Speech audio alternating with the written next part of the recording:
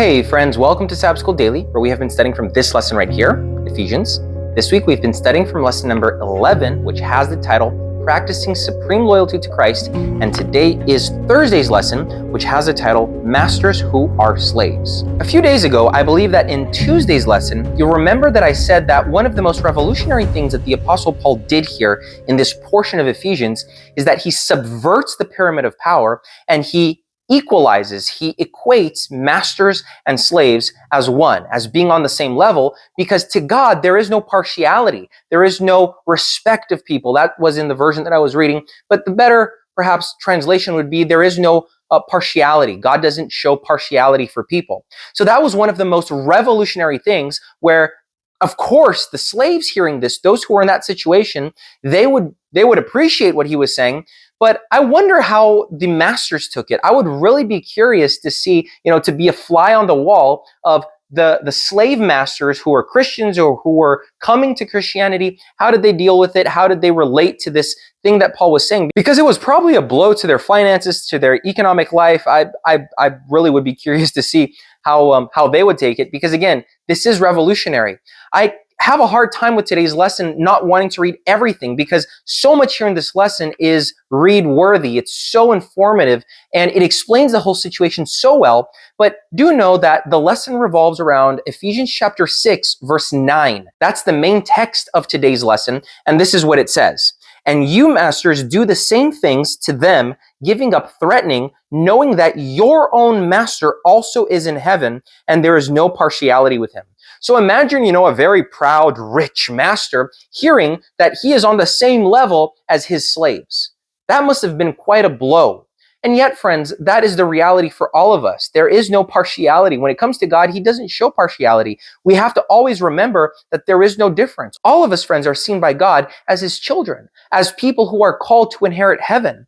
And so sometimes when we think, well, I'm better than that person, I'm doing a lot better than that person, and sometimes even subconsciously when we consider that for some inherently essential reason we would be better than one category of people or than others, we have to remember that to God and before God, there is no partiality. There is no difference. All of us are worthy of his love simply because his love is not based on merit. It's not based on being worthy. It's based on the fact that he loves us. He gave himself for us. And so that's something that we have to keep in mind constantly.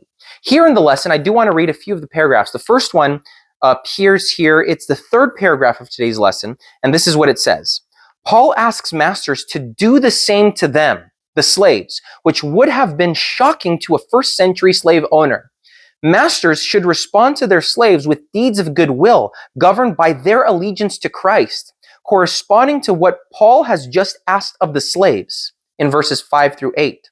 He tells them to stop threatening their slaves, a very common practice of the time in which masters administered a wide variety of punishments, including beatings, sexual abuse, being sold and parted from loved ones, extreme labor, starvation, shackles, branding, and even death. For this, they will be judged by God.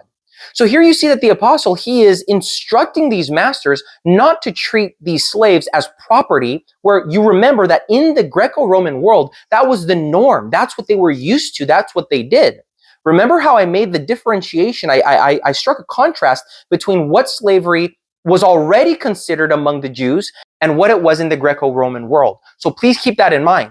So here to these slave masters, this was something huge. This was something gigantic that now they would have to not treat or not consider or not deal with their slaves as property, but as, first of all, human beings worthy of respect, worthy of honor, worthy of value. When you look at this is kind of bringing them up into the situation of filiation. I mean, yes, they would have to work. I imagine that was still part of their responsibility. But here he had to treat them with humanity.